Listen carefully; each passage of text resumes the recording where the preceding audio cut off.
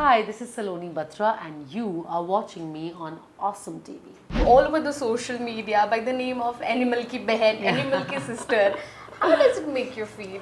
It makes me feel on top of the world. I'm on cloud 9 और जब animal Ranbir Kapoor हो तो मतलब कुछ ब्रीफिंग या ऑडिशन में के लिए कुछ स्क्रिप्ट दी गई सर थी? ने ऑडिशन नहीं लिया यार मेरा. He had blind faith in me.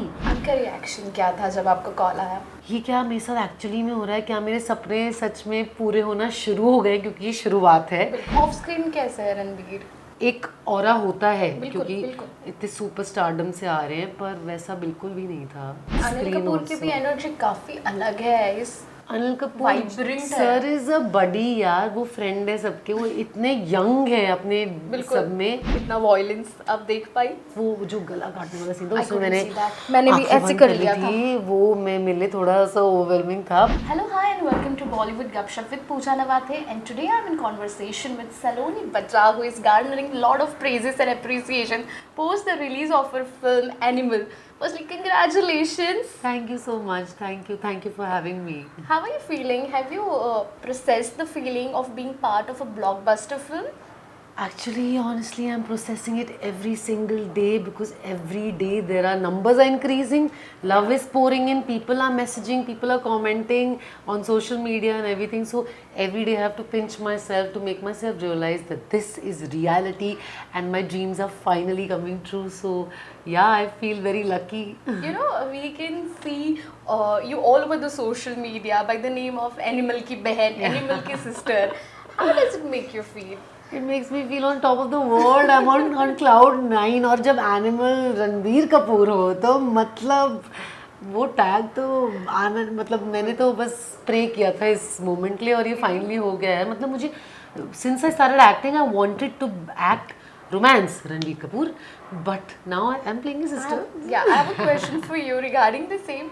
So, जब आपको पता चला कि आपको रणबीर कपूर की बहन का किरदार निभाना है तो देखो, हर लड़की की तरह मेरा भी दिल टूटा और मुझे सब यही सवाल कर रहे हैं कि तूने एक्सेप्ट कैसे कर लिया, मतलब बहन का रोल कैसे कर लिया. पर यार इतना अच्छा रोल, इतनी अच्छी कहानी में और इतनी बड़ी फिल्म में with all the superstars and seniors अगर मुझे मौका मिल रहा था, so it was a dream come true and I couldn't have even thought about it. You know, in the future I would love to do other things and play his heroine and be the lead actress in his films, but this is great for a start. Yeah, my first commercial film playing sharing screen space only with Ranbir is a very big thing. So I didn't have any two thoughts about it at all. I also told Sandeep sir that मुझे romance करना, आप बहन बना रहे हो, पर यार इतना तो अच्छा. उन्होंने क्या कहा? तो वो हंसने लगे इतनी तेज.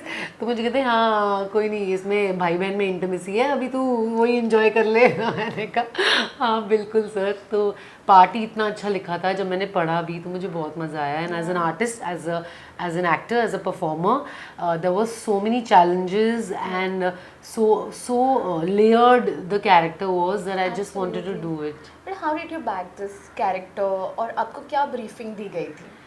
मुझे एक्चुअली सीधा सर ने मीटिंग में बुलाया था through the casting director who is doing the film, खुशहाल. एंड उन्होंने मेरी फिल्में देखी थी पहले जो सोनी और मैंने तैश कर रखी है, तो उनको बहुत पसंद आया था मेरा काम. Thankfully I was so lucky that he had even seen those films. तो उन्होंने मुझे मीटिंग के लिए बुलाया और वो चाहते थे कि मैं एल्डर पार्ट्स प्ले करूँ. पर उन्होंने वो मुझसे मिले और फिर उन्होंने कहा कि you must play the younger part also, you know all the ages. मैंने कहा ये तो for any actor it's a dream come true to be able to showcase so much versatility across that you can play a girl from college, you can play a 25, you can play a 29, you can play a 32 and you can play a 39. So वो जो काम करने का मौका भी मिला, as a I took it as a challenge because उसी में मज़ा आता है यार एक परफॉर्मर को, एक्टर को, कि मैं अपने अंदर से जितना दे सकती हूँ, जितना उस पर काम कर सकती हूँ, बॉडी लैंग्वेज पे, टोन पे, एक्टिंग में, कपड़ों में, मेकअप में, सब में.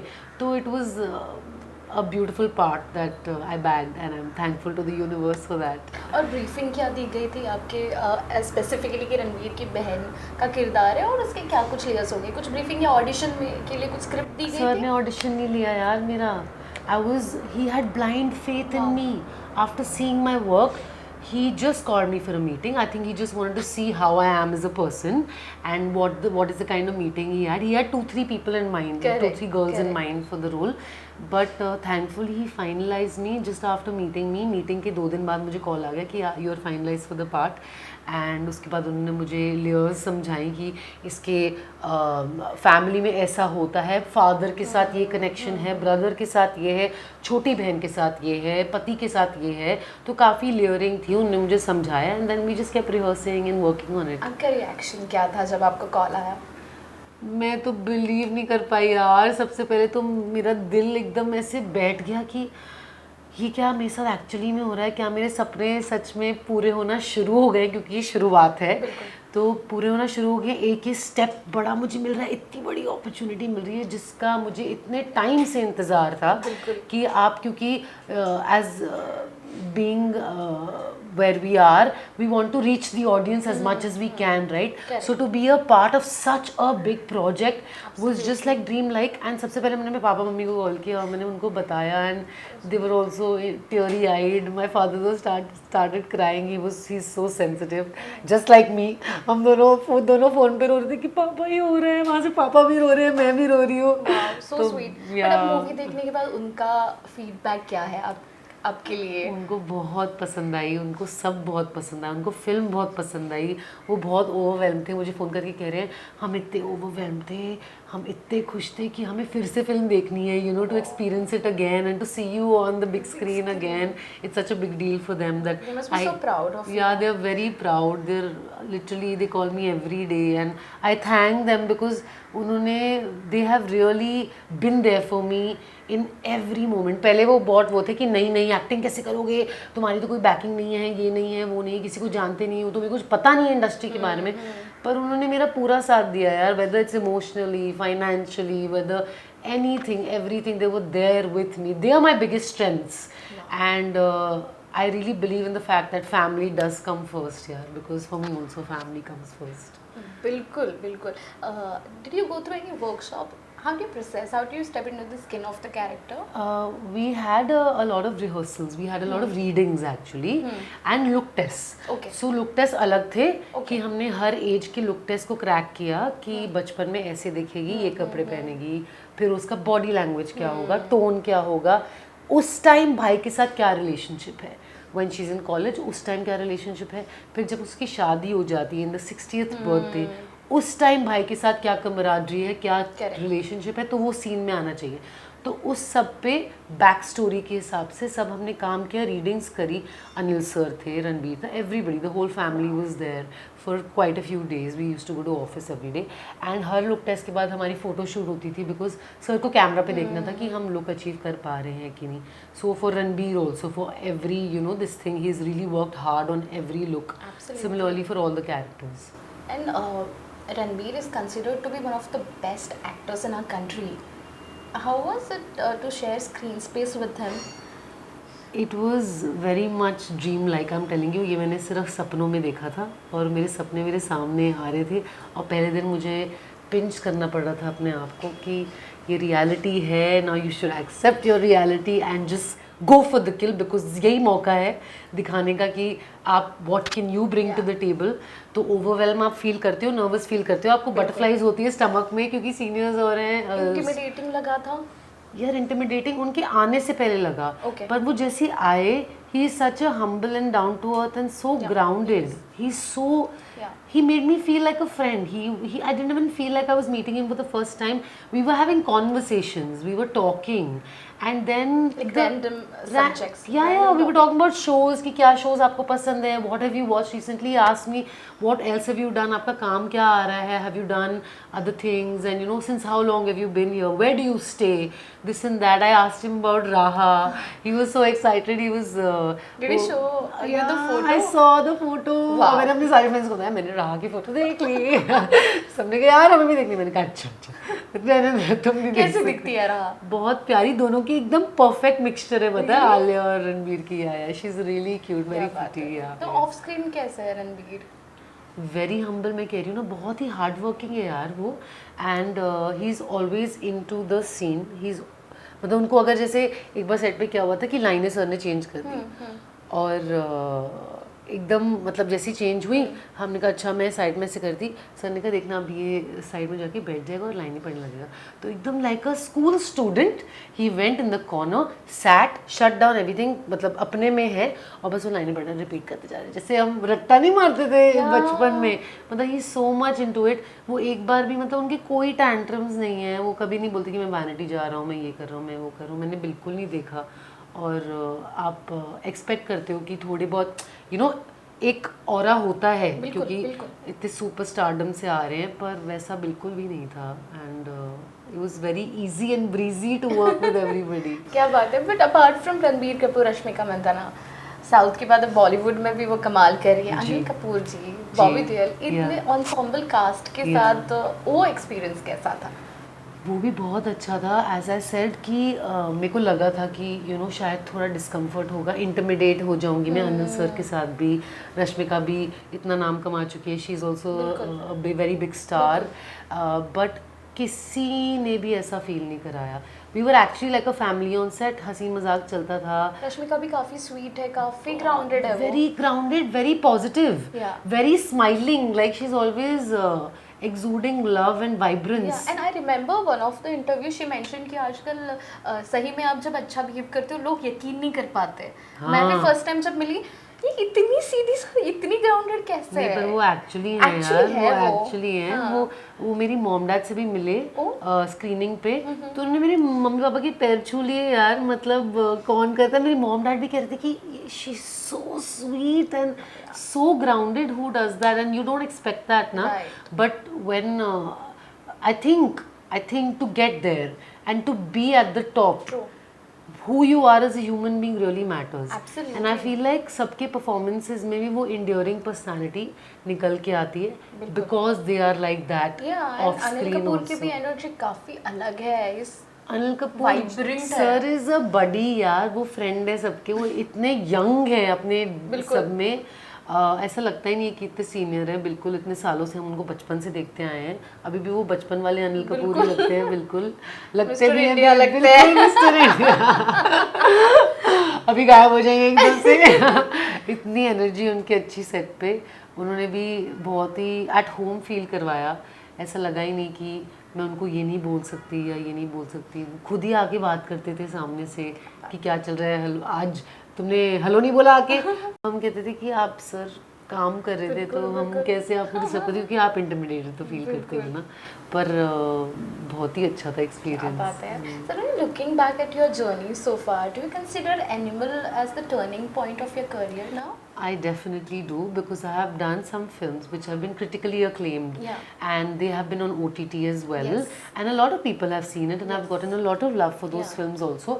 But because this is a very big film produced by T-Series and Sandeep sir's production, I think the platform and the canvas that I've gotten to be a part of, it has reached many more people, a wider audience. So I definitely feel this is the turning point of my career. Will you be part of Animal Park? I am really looking forward to that. I'm really looking forward to it, and उम्मीदें तो पूरी हैं. How was it working with Sandeep Reddy Vanga as a director? Sandeep sir के साथ बहुत आसानी हुई काम करने में एक्चुअली, क्योंकि एज एन एक्टर जब आप कुछ सीन कर रहे होते हो, आपको डायरेक्शन मिलना और सही डायरेक्शन मिलना बहुत ज़रूरी है। तो ना वो हर सीन में उनको बहुत ही क्लैरिटी के साथ उनका विजन बहुत ही उनको पता होता था कि मुझे इस सीन में यहाँ से यहाँ इमोशन लेके जाना है। मैं चाहता हूँ कि मेरे एक्टर्स ये कैरेक्टर ये करे, ये कैरेक्टर ये करे, मुझे कमराडरी ऐसी चाहिए, केमिस्ट्री ये चाहिए, हाइटन इमोशन कितना चाहिए, लो कितना चाहिए, कितना इंटेंस चाहिए। तो उनको उनकी क्लैरिटी ने आई थिंक सारे परफॉर्मर्स को, क्योंकि वो स्क्रीन पे निखर के भी आए हैं and people are loving what everybody has done. So I think if the captain of the ship is strong and he has clarity, then the journey is very smooth for everybody, whether it's the DOP, whether it's the sound people, whether it's the actors, for everybody. True. And Sandeep Reddy Vanga has a very strong persona. Even when I met him in person, he is very opinionated and he is very clear about his own thoughts and decisions. He is very sure about what he wants in life. in terms of what kind of movies he wants to make. However, he has always been trolled or targeted by the netizens for the kind of movies he has made. What do you have to say about that? See, these are the characters he chooses to portray the stories of. Now, in the story, he has to write such narratives because they hold true in that character's story. जो वो जिस किरदार की कहानी आपको बताने की कोशिश करे उसके वर्ल्ड में, क्योंकि उसके for example if you talk about Animal, क्योंकि he is not gotten the love from his father and he is overly possessive about the family, whether it's a sister, whether it's anybody in the family. That holds true in his story, and that is the way he wants to bring his art to the table. And I think वो जब सोचते हैं ना, वो as a whole सोचते हैं.